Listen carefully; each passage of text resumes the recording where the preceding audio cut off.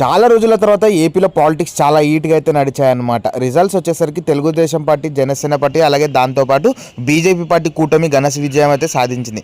మరి బాలగారి విషయానికి వస్తే అటు సినిమాల్లోనూ అలాగే పాలిటిక్స్లోనూ చాలా కష్టం అయితే పడ్డారు.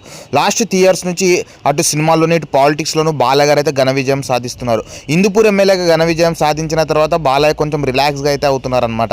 అలాగే బాలగారి ఇద్దరి అల్లుళ్ళు హైయెస్ట్ మెజారిటీతో అయితే గెలిచారనమాట. మరి పవన్ కళ్యాణ్ గారు వైనాట్ 21 అంటూ ఓవరాల్ 21 సీట్స్ అయితే ఎవరు ఊహించని విధంగా అయితే ఘన విజయం సాధించారు. మరి పవన్ కళ్యాణ్ అభిమానులు చిన్నగా సందడి చేయడం లేదు కానీ ఫుల్ హ్యాపీగా అయితే ఉన్నారనమాట.